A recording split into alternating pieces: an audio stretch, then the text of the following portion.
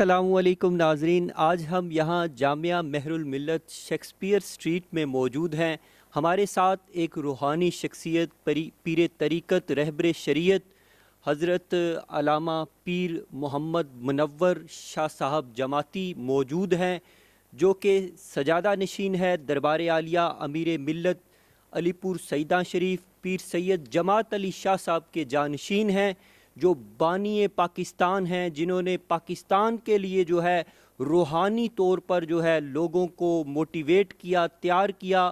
اور اس وطن کی آزادی کے حوالے سے، اس وطن کے لیے قربانیوں کے حوالے سے ایک لازوال جو ہے وہ ہستی ہمارے ساتھ موجود ہیں، سید منور حسین جماعتی صاحب۔ ان سے ہم بات کرتے ہیں کہ موجودہ حالات کے تناظر میں دنیا کے اندر جو دہشت گردی کا آسیب پھیلا ہوا ہے، انتہا پسندی نے جو ہے دنیا کو اپنی آغوش میں لیا ہوا ہے، اس کے خاتمے کے حوالے سے کیا کیا جا سکتا ہے، اور پھر مسلمانوں کو کیوں مورد الزام ٹھہرایا جاتا ہے کہ یہی دہشت گردی اور انتہا پسندی کے جو ہے باعث ہیں۔ آج ہم بات کرتے ہیں ان سے جو ہے مذہبی حوالے سے، اور دیگر جو ہے پہلو جو ہیں ان سے پوچھتے ہیں کہ کیا حالات و واقعات دکھائی دیتے ہیں۔ حضور، میں آپ کا وقت دینے کا بڑا شکر گزار ہوں۔ میں آپ سے پوچھنا یہ چاہوں گا کہ آج دنیا کے اندر جو دہشت گردی پھیلی ہوئی ہے، انتہا پسندی پھیلی ہوئی ہے، مسلمانوں کو جو ہے الزام دیا جاتا ہے، تو اس میں کیا حقائق آپ کو دکھائی دیتے ہیں؟ کیا حقیقت کیا ہے اس حوالے سے؟ بسم اللہ الرحمن الرحیم۔ ناظرین کرام، سب سے پہلے میں ون ٹی وی کا مشکور ہوں کہ جنہوں نے آج اس حوالے سے گفتگو کا موقع فراہم کیا۔ جیسے کہ طاہر صاحب آپ نے یہ سوال کیا ہے کہ دہشت گردی کے حوالے سے اگر آپ تاریخ اٹھا کے دیکھیں تو یہ آج کوئی نئی بات نہیں، یہ پرانی بات ہے، اور چونکہ یہود و ہنود ہمارے عدل سے مخالف ہیں، اور اسلام جو ہے چونکہ سچا مذہب ہے، اور یہ میں اس لیے نہیں کہہ رہا کہ میں مسلمان ہوں یا مسلمانوں کے گھر پیدا ہوا ہوں، بلکہ اگر حقیقت میں دیکھا جائے تو اسلام سچا مذہب ہے۔ اس لیے کہ اگر اس کی میں مثال ایک پیش کر دیتا ہوں، اگر 1000 آدمی کھڑے ہوں تو ہر ایک کے ہاتھ میں کانچ کا ٹکڑا ہو، اور ایک کے ہاتھ میں الماس جس کو ہم ہیرا کہتے ہیں، اس کی ایک کے ہاتھ میں وہ ہو، ہر آدمی جیسے آج کل آپ نے دیکھا نا جرمنی کے وہ، تو ہر آدمی یہی سمجھے گا کہ میرے ہاتھ میں بھی الماس ہے، لیکن بصورت دیگر اگر دیکھا جائے تو صرف الماس ایک کے ہاتھ میں ہے۔ اسی طرح اسلام جو ہے وہ سچا مذہب ہے، اور وہ مسلمانوں کے ہاتھ میں ہے، اور باقی سارے اگر ان سے آپ الگ پوچھیں، در پردہ پوچھیں تو وہ یہ کہنے پر مجبور ہوں گے کہ واقعی اسلام جو ہے وہ سچا مذہب ہے، لیکن حالات ان کو اجازت نہیں دیتے۔ اس کی میں مثال بھی ایک پیش کر دیتا ہوں، بہت سی مثالیں ہیں لیکن ایک میں عرض کر دیتا ہوں کہ ہندوستان میں چلے جائیں، پہلے جب ہندوستان پاکستان اکٹھا تھا اس وقت کی اگر آپ دیکھ لیں تو صورتحال یہ ہوتی تھی کہ سکھوں کی، ہندوؤں کی عورتیں جو ہیں وہ اپنے بچوں کو لے کے آتی تھی مغرب کے ٹائم پہ مسجد میں۔ اب بھی آپ کو کئی اتفاق ہو تو آپ دیکھ سکتے ہیں ہندوستان میں چلے جائیں تو وہاں اب بھی یہ صورتحال ہے، وہ مسجد میں لے کے آتی تھی، اور جب لوگ نماز پڑھ کے باہر نکلتے تو وہ اپنے بچوں کو دم کرواتی، اور پھر کیا ہوتا کہ جہاں سے وہ ان کے جوتے لگتے ہیں نا، وہاں سے وہ خاک اٹھا کے اپنے خوبصورت ننھے منھے بچوں کے ماتھوں پر، چہروں پر لگاتی۔ یعنی ان کا یہ عقیدہ ہے کہ اسلام سچا مذہب ہے، تب وہ یہ عمل کرتی ہیں۔ اگر ان کو یہ ہو کہ اسلام سچا مذہب نہیں ہے، اس کی بہت سی مثالیں ہیں، میں ایک عرض کر دیتا ہوں آپ کو۔ حضرت امیر ملت کے دور کی بات ہے، کرنل ہال رائٹ ایک ہوئے ہیں، اور محکمہ تعلیم پنجاب کے وہ ڈائریکٹر جنرل تھے اس وقت۔ انہوں نے ایک ان کے عزیز سے دوست سے شیخ عزیز الدین، ان سے سوال کیا کہ شیخ صاحب آپ کے پاس کوئی اسلام کے سچا مذہب ہونے کی دلیل؟ تو شیخ صاحب چونکہ اتنے بڑے پڑھے لکھے نہیں تھے، وہ انہوں نے اپنے طور پر جو بھی ان کی سمجھ میں آئے وہ دلائل دیے۔ تو کرنل صاحب نے کہا کہ نہیں، آؤ میں آپ کو بتاتا ہوں کہ اسلام کے سچا مذہب ہونے کی دلیل کیا ہے۔ تو کرنل صاحب نے کہا کہ میں چونکہ برطانیہ سے میرا تعلق ہے، برطانیہ میں رہنے والا ہوں، برطانیہ میں اس وقت 100 لوگ تھے، اب آپ کو پتہ ہے میں 400 کے کچھ تعداد ہے۔ انہوں نے کہا جی کہ وہ سلیکٹڈ لوگ ہوتے ہیں، اور بڑے مدبر ہوتے ہیں، عقل مند ہوتے ہیں، ذہین ہوتے ہیں، فتین ہوتے ہیں، اور وہ پورے ملک سے وہ تلاش کر کے تیار کر کے ان کو پارلیمنٹ میں بھیجا جاتا ہے۔ جب وہ پارلیمنٹ میں جاتے ہیں تو وہ ایک قانون بناتے ہیں۔ تو اس نے کہا جب قانون ابھی پاس ہوتا ہے تو چند مہینے ابھی نہیں گزرتے یا سال پورا نہیں ہوتا تو اس میں خامیاں نظر آنے لگ جاتی ہیں۔ پھر کیا ہوتا ہے کہ یا تو اس قانون کو ختم کرنا پڑتا ہے یا جناب اس میں ترمیم اور تبدیلی کرنی پڑتی ہے۔ اس نے کہا کہ اسلام کے سچا مذہب ہونے کی سب سے بڑی دلیل یہ ہے کہ آج سے 1400 سال پہلے آپ کے نبی اکرم صلی اللہ علیہ وسلم جو امی لقب تھے، آپ نے سعودیہ کے صحرا پر بیٹھ کر ایک ایسا نظام جو ہے وہ دنیا کو دیا اور ایک ایسا دین دیا کہ جس میں 1400 سال گزر گئے، اس وقت سے لے کے آج تک اور قیامت تک اس میں کوئی کمی کجی خامی دیکھنے میں نہیں آئی اور نہ ہی آ سکتی ہے۔ یہ اسلام کے سچا مذہب ہونے کی سب سے بڑی دلیل ہے۔ میں یہ پوچھنا چاہوں گا پیر صاحب کہ آج اگر ہم دنیا کے تناظر میں دیکھیں، لیبیا ہے، شام ہے، عراق ہے، افغانستان ہے، پاکستان ہے، یا کشمیر کی بات کرتے ہیں، فلسطین کی بات کرتے ہیں، تمام مسلم کنٹریز جو ہیں، مسلم ممالک جو ہیں، وہ جنگ و جدل کا جو ہے وہ اثرات ان کے دکھائی دیتے ہیں، وہاں پر خون ریزی بھی ہو رہی ہے، مسلمان جو ہے ان کی شہادتیں رونما ہو رہی ہیں، اور دہشت گردی کا جو کلنگ ہے وہ بھی مسلمانوں پر لگایا جا رہا ہے۔ تو اس میں کیا یعنی کون سی سازشیں جو ہے، کیا عزائم جو ہے پس پشت اس کے دکھائی دیتے ہیں؟ میں طاہر صاحب آپ کو عرض کروں کہ چونکہ جیسے میں عرض کر رہا تھا کہ اسلام سچا مذہب ہے اور ان کو بھی پتہ ہے یورپین کو، اور یہ آج کو نئی تاریخ نہیں ہے۔ اگر خلافت عباسیہ کو آپ دیکھیں نا، خلافت عباسیہ کی تاریخ اگر پڑھ کے دیکھیں تو خلافت عباسیہ جو ہے وہ ترک جو تھے وہ بالکل ان پڑھ تھے، ترک قوم جو ہے بالکل ان پڑھ تھے، دین و دانش بالکل جاہل تھے، اور اس وقت انہوں نے خلافت عباسیہ کو ختم کیا اور اتنی قتل و غارت کی کہ تاریخ میں اس کی مثال موجود نہیں۔ پھر جب اس وقت دو اللہ کے بندے مقبولہ بارگاہ حضرت خواجہ محمد یعقوب اور حضرت خواجہ محمد دربندی، یہ دو اللہ کے بندے، ان کو بھی پکڑ کے لے کے آئے اور ان کو بھی قتل کرنے لگے، تو اللہ کی غیرت جو ہے وہ جوش میں آئی۔ اللہ تعالیٰ نے پھر اس وقت ترکوں کو اسلام سے روشناس کیا اور پھر وہ مسلمان ہوئے اور پھر ان کے خاندانوں کے خاندان، اور آج دیکھ رہے ہیں آپ ترکوں میں کتنا بڑا انقلاب ہے۔ اگر خلافت عباسیہ کی تاریخ آپ اٹھا کے دیکھیں، اسی طرح یہ سلطنت عثمانیہ جو ہے، سلطنت عثمانیہ یہ ترکوں میں سلطان عبدالحمید خان صاحب جو ہیں وہ سلطنت عثمانیہ میں آخری خلیفہ ہوئے ہیں۔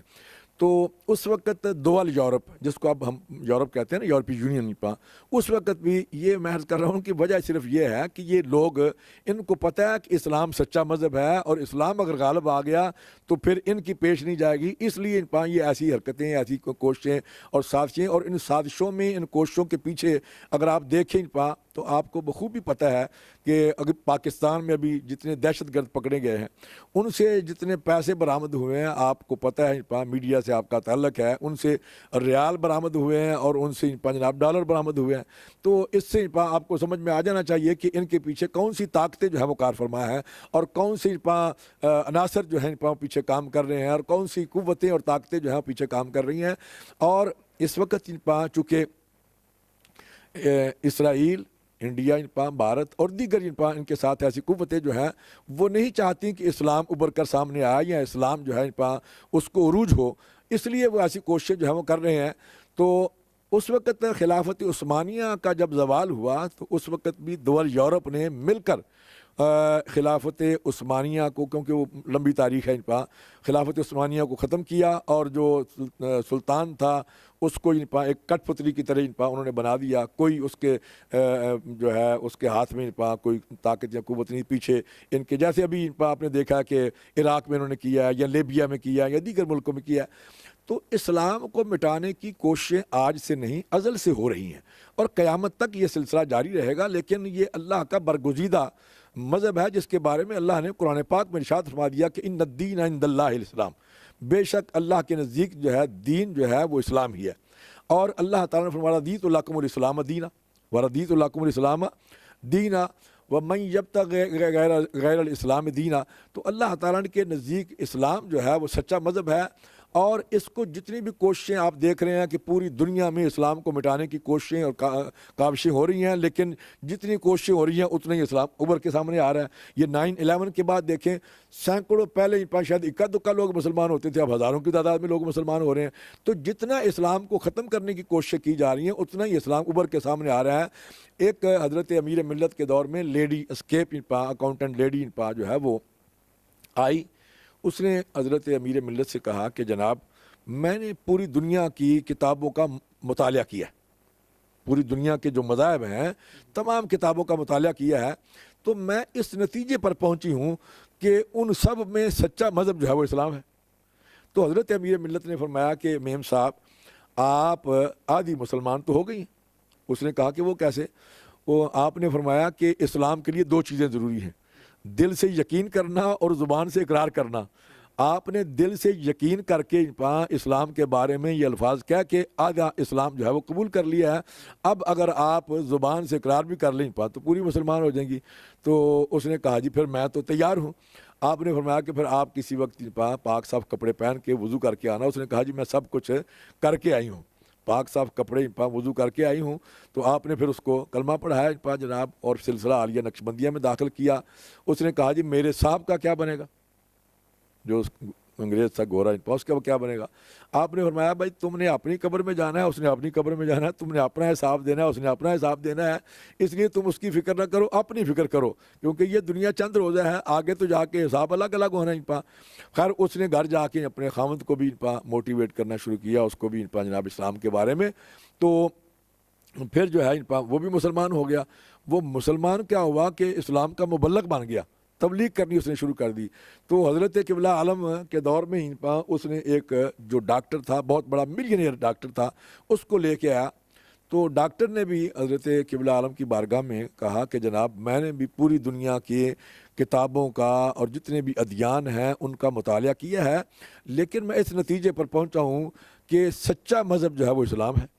تو حضرت امیر ملت نے فرمایا کہ ڈاکٹر صاحب آپ نے دل سے یقین کر کے آدھا اسلام جو ہے وہ قبول کر لیا ہے، اور اگر آپ زبان سے اقرار بھی کر لیں تو پورا اسلام ہو جائے گا۔ اس نے کہا کہ ٹھیک ہے جناب۔ آپ نے اس کو حلقہ سلسلہ عالیہ میں داخل کیا، اور جب حلقے میں بٹھایا جس میں ذکر ہوتا ہے تو حلقے میں بٹھایا تو ڈاکٹر صاحب بے ہوش ہو کے گر پڑے اور کئی گھنٹے بے ہوش رہے۔ اتنے میں ایک شیخ صاحب تھے، ان کے ایک دوست تھے جو غیر مقلد تھے، غیر مقلد آپ سمجھتے ہیں، دوسرے عقیدے سے تعلق تھا ان کا، وہ ان کو ساتھ لے کے آئے۔ تو انہوں نے جب دیکھا کہ انگریز ڈاکٹر جو ہے وہ پڑا ہوا ہے، تو وہ کہتا ہے شیخ صاحب اس اپنے دوست کو کہ بھائی تم مانتے نہیں ہو اسلام کی تاثیر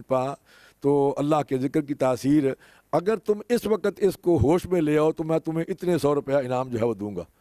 تو اس نے کہا کہ نہیں یہ تو نہیں ہو سکتا۔ تو میں یہ عرض کر رہا تھا کہ اسلام میں چونکہ وہ طاقت اور قوت ہے، اس کو جتنا دبایا جائے گا اتنا ہی ابھر کے سامنے آئے گا۔ اور یہ جو دہشت گردی کا سلسلہ ہے، چونکہ یہ آپ اس کے پیچھے دیکھیں نا کون سی قوتیں اور طاقتیں کار فرمایا ہے۔ یہ بھی کشمیر کے حالات آپ دیکھ لیں، کشمیر کے تناظر میں آپ جا کے دیکھیں تو آپ کو سمجھ میں آ جائے گی کہ ہمارا میڈیا یا انگلش میڈیا چھوٹی سی بات ہو تو اس کو کتنا جناب اجاگر کرتا ہے، کتنا جناب سامنے لے کے آتا ہے، لیکن کشمیر میں 3 ہفتوں سے اتنا ظلم ہو رہا ہے، کسی کو جناب اس کا احساس تک نہیں، اور کوئی بڑی بڑی طاقتیں جو ہیں وہ خاموش بیٹھی ہیں، میڈیا جو ہے وہ خاموش ہے، اور اقوام متحدہ جو ہے اس پہ کوئی آواز نہیں اٹھا رہا، اسی طرح حکومتیں جو ہیں وہ آواز نہیں اٹھا رہی۔ اور ہمیں تو اپنی حکومت سے اس بات کی وہ ہے کہ ہمیں یہ تھا کہ وہ آواز اٹھائیں گی، لیکن وہ بھی آواز۔ تو یہ اگر آپ دیکھیں تو یہ وجہ کیا ہے کہ یہ ایک جو ہے نا انٹرنیشنل سازش جو ہے، اس کے تحت یہ اسلام کو ہر جگہ پہ مٹانے کی کوششیں جو ہے وہ ہو رہی ہیں۔ جو کچھ ابھی عراق میں ہوا، جو کچھ لیبیا میں ہوا، جو دیگر ممالک میں ہو رہا ہے، ابھی سعودی عربیہ میں آپ نے دیکھا کہ دھماکے ہوئے ہیں، یہ ساری اسلام کو ختم کرنے کی سازشیں ہو رہی ہیں، اور اسلام کو جناب دبانے کی سازشیں۔ صاحب یہاں ایک جو نقطہ ہے دنیا کے سامنے آتا ہے کہ جو داعش ہے، ISIS ہے، یا طالبان ہے، القاعدہ ہیں، وہ بھی وہی کلمہ طیبہ جو ہے وہ استعمال کرتے ہیں، پھر اللہ اور رسول اور محمد کی جو وہ مہر ہے اس کے وہ اظہار کرتے ہیں، وہی دور جو ہے دور خلافت 1400 سال پرانا، وہی لانے کی باتیں کرتے ہیں۔ تو اس کو کس طرح آپ جو ہے اسلام سے یا دین سے جدا کر سکتے ہیں ان حرکتوں کو؟ یہ طاہر صاحب بہت اچھی بات آپ نے کی، لیکن اگر آپ داعش کا تھوڑا سا پیچھے جا کے مطالعہ کریں تو اس کا جو لیڈر ہے، اس کا جو سب سے بڑا ہیڈ ہے، اس کے بارے میں آپ کو پتہ چلا گیا ہوگا کہ وہ یہودی ہے، اس کا اسلام سے کوئی تعلق نہیں، وہ مسلمان نہیں ہے۔ اسی طرح کیونکہ اسلام تو اس چیز کی اجازت نہیں دیتا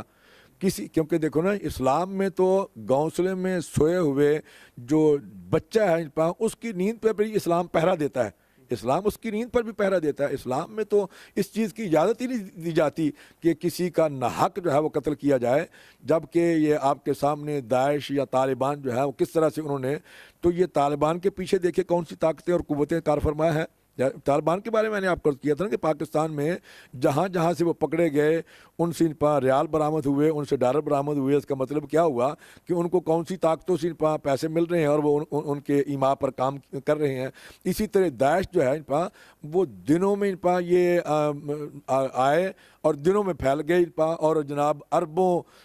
ڈالر جو ہیں 200-300 ارب کے اثاثے ہیں اس وقت داعش کے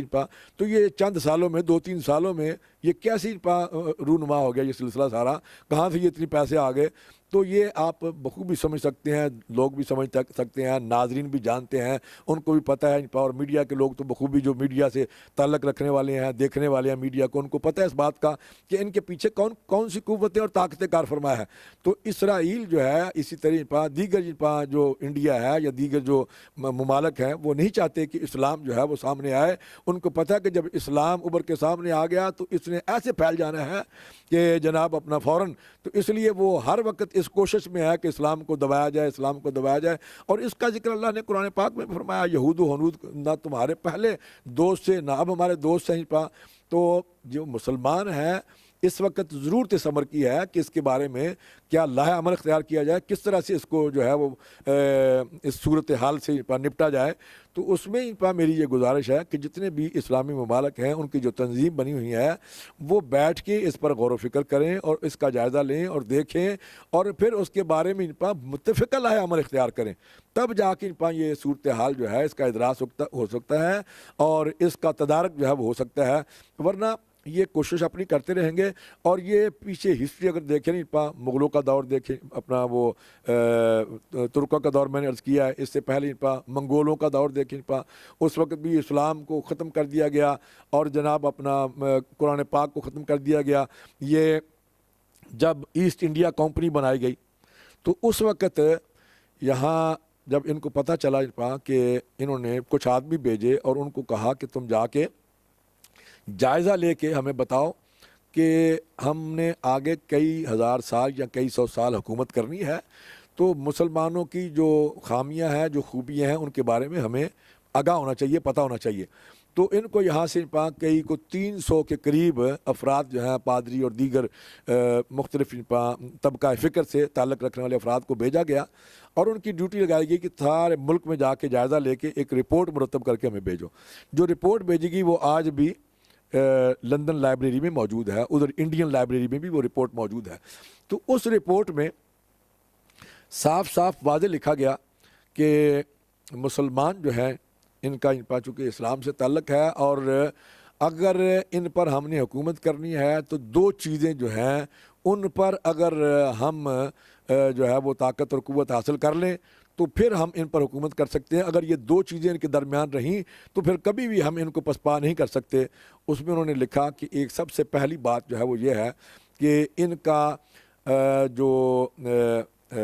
نبی ہے، پرافٹ ہے محمد صلی اللہ علیہ وسلم، ان کے ساتھ ان کی محبت لازوال ہے، ان کی محبت لازوال ہے۔ اگر ان میں سے اس محبت کو کم کیا جائے اور اس کے لیے جو بھی صورتیں ہیں وہ اختیار کی جائیں، پھر انہوں نے رپورٹ میں لکھ کے بھیجا کہ اس کے لیے اگر ایک اپاس ٹالک پرافٹ جو ہے، نبی جو ہے وہ سامنے لایا جائے اور حکومت کی سرپرستی میں اس کی سرپرستی کی جائے، حکومت اس کی سرپرستی کرے، تو پھر یہ ہے کہ کافی حد تک ہمیں کامیابی ہو سکتی ہے۔ اور دوسری چیز اس میں لکھ کے بھیجی کہ اگر ان پر، کیونکہ ان کا جو ایمان ہے وہ ان کے نبی پر اترنے والی جو کتاب ہے قرآن مجید، اس پر ان کا عمل ہے، ان کا ایمان ہے، ان کا عقیدہ ہے، اگر ان میں سے اس کتاب کو ختم کر دیا جائے تو بڑی حد تک کامیابی ہو سکتی ہے۔ تو یہاں سے پھر دوبارہ ان کو اطلاع گئی، کہا گیا کہ ٹھیک ہے بھائی تم جتنے قرآن ملیں سب قرآن خریدنے شروع کر دو۔ قرآن خریدنے شروع کر دیے گئے۔ جب قرآن خریدنے شروع کر دیے گئے تو حضرت قبلہ عالم امیر ملت بمبئی میں تھے، میرے جد اعلیٰ۔ آپ کو علم ہوا، آپ نے پوچھا کہ بھائی اس طرح سے پتہ چلا ہے کہ انگلستان سے کچھ لوگ آئے ہیں اور قرآن پاک کو خرید رہے ہیں۔ ان کو بتایا گیا کہ بالکل ایسی ہے۔ آپ نے ان کو بلایا اور آپ نے فرمایا کہ بھائی میں نے سنا ہے کہ تم اس طرح سے قرآن پاک خرید رہے ہو، اور میں یہ سمجھتا ہوں کہ تمہارا اس سے مراد یہ ہے کہ تم قرآن کو ختم کرنا چاہتے ہو۔ انہوں نے کہا جی بالکل ہماری یہ ڈیوٹی لگائی گئی ہے۔ آپ نے فرمایا کہ تم پھر یہ غلط فہمی میں ہو اگر تم یہ سمجھتے ہو کہ ہمارا قرآن ان کاغذوں پر لکھا ہے۔ فرمایا کہ تمہاری غلط فہمی ہے، ہمارا قرآن ہمارے ان کاغذوں پر نہیں لکھا، ہمارا قرآن ہمارے سینوں پر لکھا ہوا ہے۔ اور آپ نے فرمایا کہ قرآن کریم وہ کتاب ہے جس کے بارے میں اللہ کریم نے خود ارشاد فرمایا کہ انا نحن نزلنا الذکر و انا لہ لحافظون، یہ کتاب وہ ہے جس کو ہم نے اتارا ہے اور اس کی حفاظت کا ذمہ بھی ہم نے اپنے ذمہ رکھا ہوا ہے۔ آپ نے فرمایا اگر تم سارے قرآن خرید لو گے، ضائع کر دو گے، تو ہم بچے کو کھڑا کیا، مختلف جگہوں سے قرآن پڑھایا، آپ خود کھڑے ہو گئے، آپ قرآن پڑھتے گئے مختلف جگہوں سے، نوجوان ایک کو کھڑا کیا، اس سے پڑھایا۔ آپ نے فرمایا کہ تم نے دیکھ لیا کہ 7 سال کے بچے سے لے کے اتنے 100 سال کے ضعیف اور بوڑھے شخص جو ہے وہ اس کے سینے پر قرآن لکھا ہوا ہے۔ اور آپ نے فرمایا کہ اگر تم سارے قرآن خرید لو، ہم پڑھتے جائیں گے، کاتب ہمارے پاس موجود ہیں، ہم لکھتے جائیں گے، وہ لکھتے جائیں گے، ہمارے پاس چھاپے خانے موجود ہیں، ہم ایک ہی رات میں لاکھوں قرآن اور تیار کر لیں گے۔ تو اس طرح سے حضرت قبلہ عالم امیر ملت پیر سید جماعت علی شاہ صاحب محدث علی پوری آپ کے فرمان کے مطابق اس وقت انہوں نے پھر دوبارہ رپورٹ جو ہے وہ لکھ کے بھیجی۔ اس میں انہوں نے لکھا کہ ان میں سے قرآن کو ختم نہیں کیا جا سکتا، ان میں سے قرآن کو ختم نہیں کیا۔ اس لیے میں یہ عرض کر رہا ہوں طاہر صاحب کہ اگر یہ اسلام میں کوئی آج پہلا وقت نہیں ہے کہ اسلام پر یہ وقت آیا ہے اور اسلام کو اس طرح سے کوشش کی جا رہی ہے، یہ حضور کے زمانے کے بعد سے لے کے آج تک جو سلسلہ جو بلکہ آپ نے دیکھا سیدنا صدیق اکبر کے دور سے یہ سلسلہ شروع ہو گیا، اور اس وقت سے لے کے عمر فاروق کے دور میں، پھر بعد کے دور میں، بعد کے ادوار میں اس طرح یہ سلسلہ آتا رہا۔ خلافت عباسیہ کو دیکھیں، خلافت عثمانیہ کو دیکھیں، یہ سلسلہ ہوتا رہا، اور اس وقت بھی ترکوں نے جو ہے خلافت عباسیہ کو ختم کیا، اور پھر ترک جو ہے وہی وہاں متمول ہوئے۔ تو یہ سلسلہ جاری و ساری ہے، لیکن جتنا اسلام کے بارے میں یا اسلام کو دبانے کی کوششیں ہو رہی ہیں اتنا ہی اسلام انشاءاللہ ابھر کے سامنے۔ لیکن یہاں پیر صاحب ایک جو نقطہ ہے، جو فلاسفر ہیں مغربی یا مفکر ہیں، دانشور ہیں، ناقدین ہیں، ان کا یہ بھی کہنا ہے کہ یہ مدارس سے پڑے ہوئے ہیں۔ تحریک طالبان پاکستان کی اگر بات کر لیں، جند اللہ کی بات کر لیں، لشکر جھنگوی کی بات کر لیں، اسی طرح دیگر جو ابھی جو احرار ہے، اور ان کا تعلق جو ہے یہ اسلام سے، مدارس سے، مساجد سے یہ پڑھ کے فارغ التحصیل جو لوگ ہیں وہ یہ عذاب جو ہے بپا کر رہے ہیں، دنیا کے اندر دہشت گردی کا جو ہے وہ نام پیدا کر رہے ہیں۔ تو اس حوالے سے کس طرح پھر آپ ڈینائی کر سکتے ہیں؟ کہیں نہ کہیں تو خرابی ہے اس کے اندر۔ جی میں نے یہ بات پہلے بھی عرض کی ہے کہ اس کے پیچھے جو ہے وہ دیکھنا یہ پڑے گا کہ اس کے پیچھے کون سی قوتیں اور طاقتیں کار فرما ہے۔ اب دیکھیں نہیں جناب کہ طالبان، جیسے آپ نے بتایا طالبان کے بارے میں یا دیگر جو لوگ ہیں ان کے بارے میں آپ نے ذکر کیا ہے، تو یہ آپ دیکھیں کہ ان کے پیچھے کون سے لوگ کار فرما ہیں، اور وہ کون سے لوگ ہیں جن کو تیار کر کے موٹیویٹ کر کے آگے جو ہے وہ پیش کیا جا رہا ہے، اور کن قوتوں اور طاقتوں سے یہ بڑی طاقتوں کو پتہ ہے، ہمارے کیا ملک میں پتہ نہیں ہے، حکومت کے علم میں ایسا کہ کہاں سے فنڈنگ آ رہی ہے، اور یہ کئی مرتبہ یہ بات ہو چکی ہے کہ فنڈنگ جو ہے فلاں فلاں جگہ سے اتنی فنڈنگ آ رہی ہے اور ان مدارس کو بند کیا جائے، لیکن بند نہیں ہو رہے۔ وجہ کیا ہے کہ اس کے پیچھے بڑی طاقتیں جو ہیں وہ کار فرما ہے، اور جب تک کوئی اسلام دوست، اور انشاءاللہ ہمارا عقیدہ اور ایمان ہے کہ پاکستان میں عن قریب اور بہت جلد اللہ کا کوئی بندہ جو ہے وہ آئے گا اور انقلاب جو ہے وہ برپا ہوگا، اور یہ سارے سلسلے جو ہیں وہ ختم ہوں گے۔ اب حکومت کے علم میں ہے، حکومتوں کو پتہ ہے، اور انہوں نے سارا یہ جو ہے وہ دیکھ لیا ہے کہ کہاں کہاں سے پیسے آ رہے ہیں، کہاں کہاں سے فنڈنگ ہو رہی ہے، اور کن کن اداروں کو۔ الحمدللہ ہمارا تعلق ہے اہل سنت و جماعت سے، ہم صوفیہ کی جماعت ہیں، اور صوفیہ کے بارے میں امریکہ کو دیکھ لیں، اس نے بھی بالکل ڈکلیئر کر دیا ہے، برطانیہ کو دیکھ لیں، یورپ کو دیکھ لیں، انہوں نے سب نے یہ تسلیم کر لیا کہ یہ جماعت جو ہے، یہ صوفیہ کی جماعت جو ہے، یہ اہل سنت جو ہے، یہ پرامن لوگ ہیں، پرتشدد لوگ نہیں ہیں. اور جو پرتشدد لوگ ہیں ان کے پیچھے دیکھیں کہ کون سی قوتیں ہیں، پیسے کہاں سے آ رہے ہیں، اور ان کی ذہنی تربیت جو ہے وہ کہاں کیسے ہو رہی ہے، ذہنی تربیت کون کر رہا ہے، پیچھے کون سے لوگ ہیں. تو جب میں اب ساری سامنے بات نہیں کرنا چاہتا، جب آپ اس کے پیچھے جائیں گے دیکھیں گے تو آپ کو پتہ چل جائے گا. شاہ صاحب یہاں ایک اور نقطہ بھی ہے جو بڑا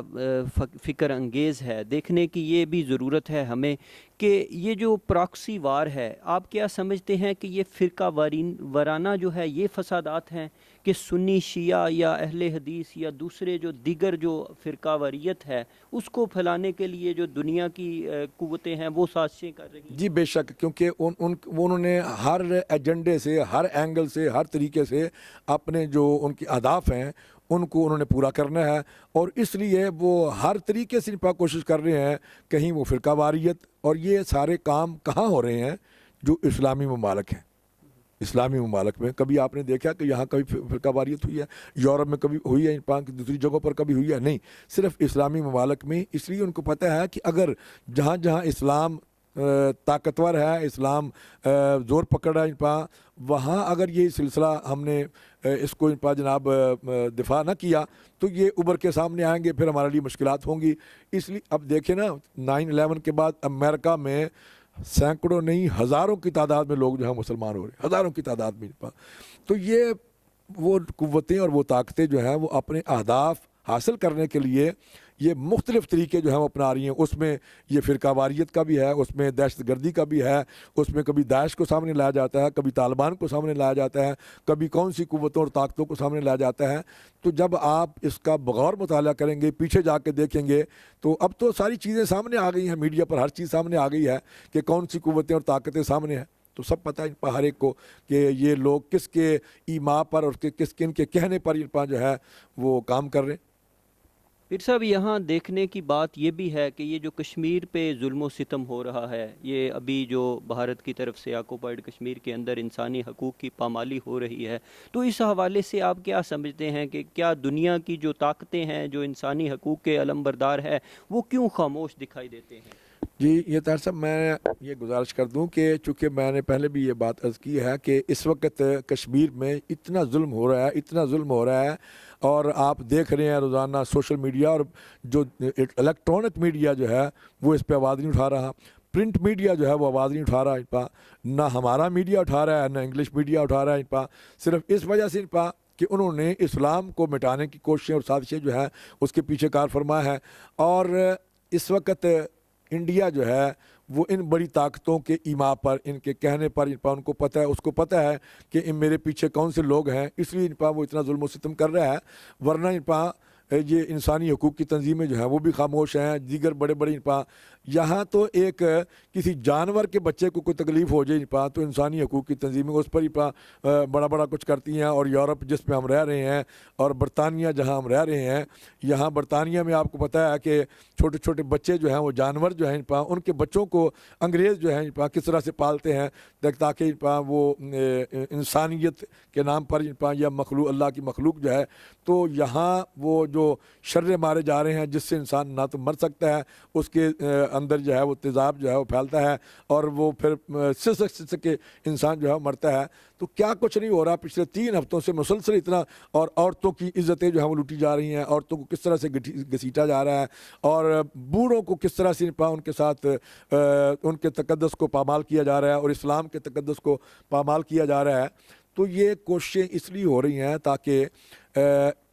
چونکہ وہ اسلام کا نام لینے والے ہیں اور وہ پاکستان کا نام لینے والے ہیں، اس لیے ان پر یہ ظلم و ستم جو ہے وہ ڈھائے جا رہے ہیں، اور ان کے پیچھے جو ہے وہ بڑی قوتیں اور طاقتیں جو ہیں وہ کار فرما ہیں. یہ آپ نہیں سمجھتے کہ کشمیر کا جو مسئلہ ہے اسے مذہبی مسئلہ بنانے کی وجہ سے یہ ساری خرابیاں پیدا ہو رہی ہیں کہ مذہب کے نام پر کیا کشمیر کی آزادی حاصل کر لی جائے گی؟ نہیں، ہم تو اس حق میں نہیں ہیں. ہم تو یہ چاہتے ہیں کہ انسانی حقوق کے نام پر ان کو یہ حق دیا جائے کہ حق خود ارادیت جو ہے وہ جو مانگ رہے ہیں ان کو وہ دیا جائے کہ بھائی تم کہاں جانا چاہتے ہو، تم اپنا ملک بنانا چاہتے ہو یا کسی دوسرے ملک کے ساتھ جانا چاہتے ہو، اتنی بڑی آبادی ہے، ان کو یہ حق دیا جائے. یہ عرض کر رہا تھا کہ چونکہ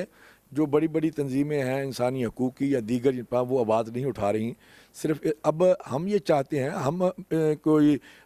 مذہب کے نام پر نہیں, ہم انسانیت کے نام پر آواز اٹھا رہے ہیں. کل بھی ہم نے بہت بڑا پروگرام کیا, اس میں آپ نے میری گفتگو بھی سنی, دیگر لوگوں کی بھی گفتگو سنی, تو اس میں ہم نے یہی آواز اٹھائی ہے کہ انسانیت کے نام پر ان کا حق جو ہے وہ دیا جائے, حق خود ارادیت دیا جائے کہ وہ کیا چاہتے ہیں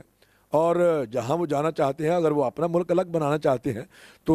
ان کو حق بنتا ہے, ان کو حق دیا جائے. اگر وہ کسی کے ساتھ منسلک ہونا چاہتے ہیں تو ان کو تب بھی ان کا حق جو ہے یعنی حق خود ارادیت جو ہے وہ دیا جائے. ہم یہ نہیں کہتے کہ ان کو مذہب کے نام پر یا انسانیت کے نام پر ہم چاہتے ہیں کہ وہ ان کا جو ہے وہ تدارک کیا جائے اور ان کے ساتھ ان کی حوصلہ افزائی کی جائے اور ان کے جو زخموں پر نمک چھڑکا جا رہا ہے اس کی بجائے مرہم جو ہے وہ لگائی جائے. وہ بھی آخر انسان ہے. مطلب دیکھو نا, مسلمان ہونا تو ایک الگ بات ہے نا, لیکن انسان تو ہے نا, بحیثیت انسان ان کے ساتھ جو ہے وہ ایک اچھا سلوک جو ہے وہ کیا جائے.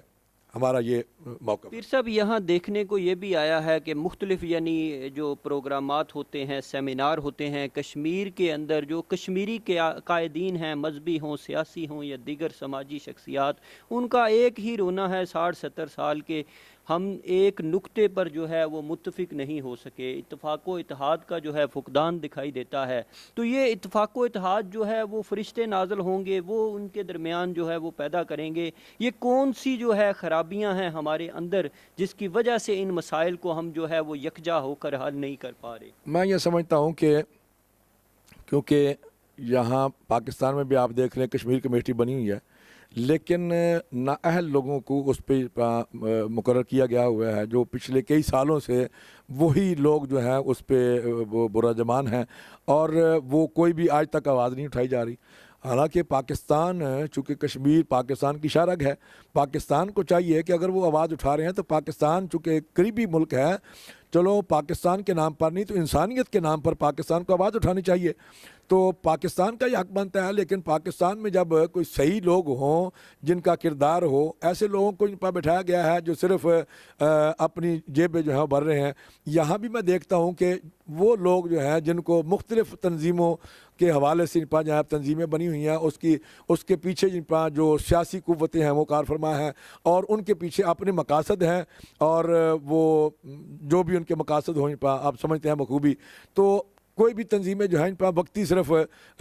جو فارمیلٹی ہے وہ پوری کرتے ہیں, لیکن اگر دیکھا جائے دور اندیشی سے کہ وہ تنظیمیں مخلص ہیں کشمیر کے ساتھ یا کشمیر کے کاز کو آگے لے کے جانا چاہتی ہیں. ورنہ یہاں دیکھیں نا, جب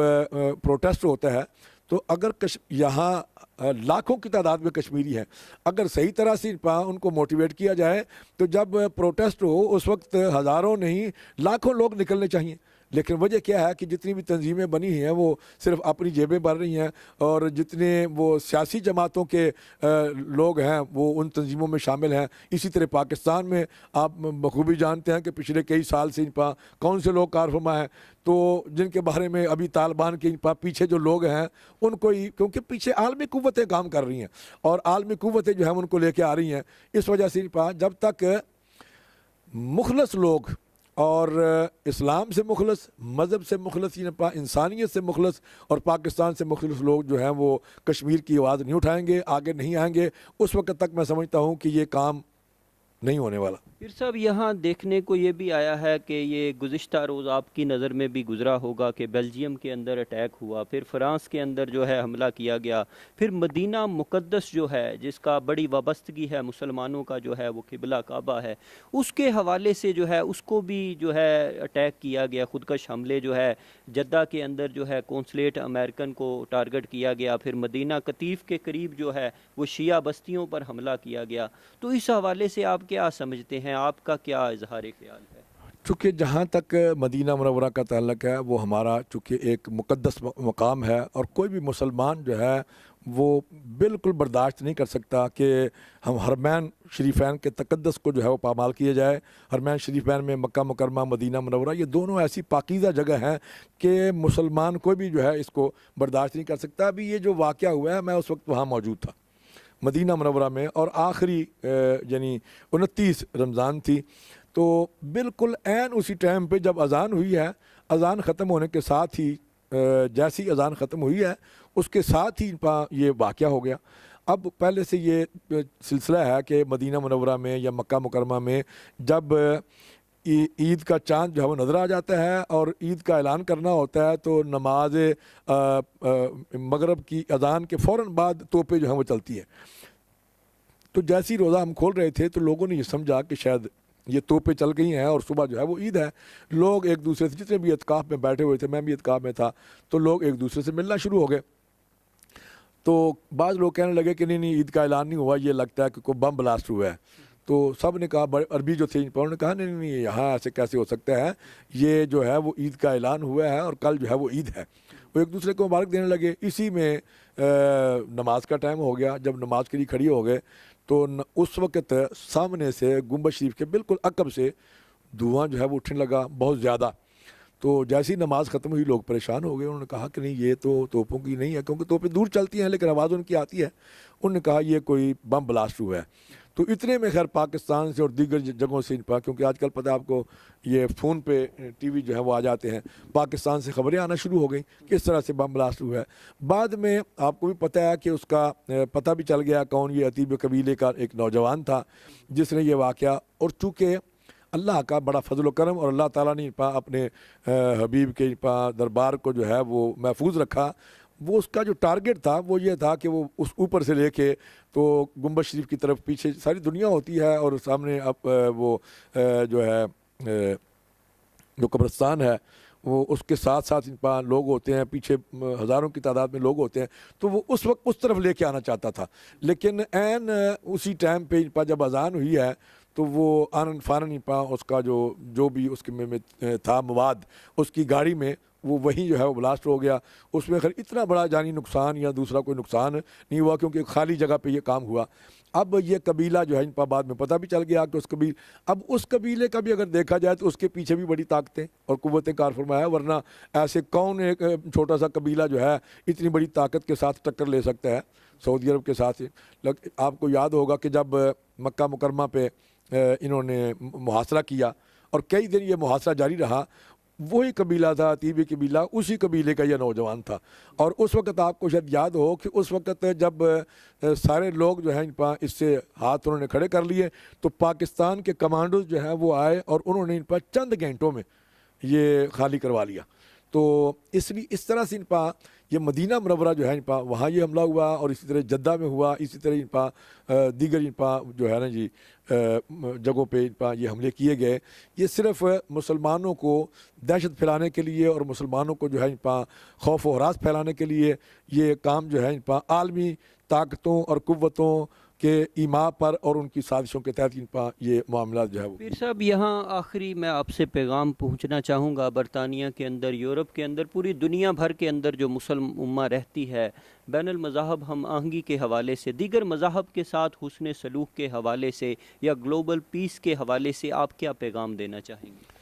الحمدللہ ہم تو یہاں امن کے دائی ہیں، امن کے سفیر ہیں۔ الحمدللہ پاکستانی جتنے بھی ہیں، جو میں پہلے عرض کر چکا ہوں کہ جن کا تعلق اہل سنت و جماعت سے ہے اور جو صوفیہ کی جماعت سے جن کا تعلق ہے، وہ کہیں بھی آپ جا کے دیکھیں وہ ہمیشہ سے امن کے دائی ہیں، امن کا پیغام دے رہے ہیں۔ ہم بھی یہاں الحمدللہ امن جہاں بھی جاتے ہیں امن کا پیغام دیتے ہیں، اور اسلام چونکہ امن کا دین ہے، اسلام جو ہے وہ دہشت گردی کا دین نہیں ہے۔ اسلام میں دہشت گردی کسی صورت بھی اس کی اجازت اسلام جو ہے وہ نہیں دیتا۔ تو الحمدللہ یہاں بھی انشاءاللہ العزیز ایک وقت آئے گا کہ آپ دیکھیں گے کہ یہ جو امن کا پیغام ہے یہ ابھر کے سامنے آئے گا، اور اس کی برکات جو ہیں وہ اسلام کی برکات جو ہیں وہ ظہور ہو رہی ہیں، اور انشاءاللہ اسلام کی برکات جو ہیں وہ ظہور ہوں گی تو پوری دنیا میں اسلام کا بول بالا ہوگا انشاءاللہ العزیز۔ جی ناظرین، آپ نے پیر صاحب کے خیالات، جذبات جو ہے ان کا اظہار سنا کہ اسلام اور مسلمان جو ہے وہ کبھی بھی دہشت گردی یا انتہا پسندی کا مرتکب نہیں ہو سکتا، لیکن اس کو اپنے اسلام کے ساتھ، دین کے ساتھ، اپنے جہاں وہ رہتا ہے بستا ہے اس وطن کے ساتھ مخلص ہونا پڑے گا، اس کی قیادت کو مخلص ہونا پڑے گا، تبھی دنیا کے اندر جو ہے حقیقی جو اسلامی آفاقی تعلیمات ہیں ان کا انقلاب برپا ہونے جائے گا۔ بھی دینا چاہتا ہوں کہ الحمدللہ کل بھی ہم نے کشمیر کے حوالے سے یہاں پروگرام کیا، اور 7 اگست بروز اتوار کو یہاں ہمارے اسی مرکز میں اسی سینٹر میں بہت بڑا پروگرام جو ہے وہ ہونے جا رہا ہے،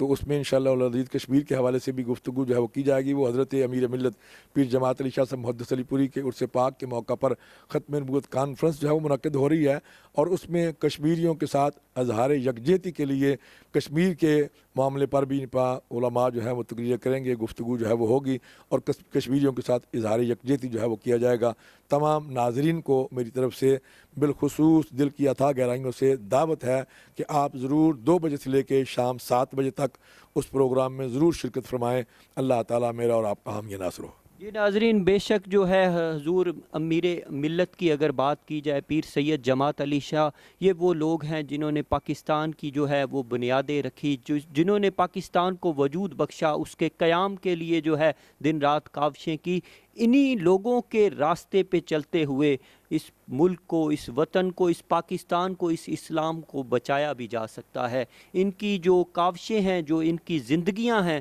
ان کو اپنی زندگیوں کے اندر جو ہے عملی سطح پر جو ہے لانا ہوگا۔ مجھے اجازت دیجیے، شکریہ۔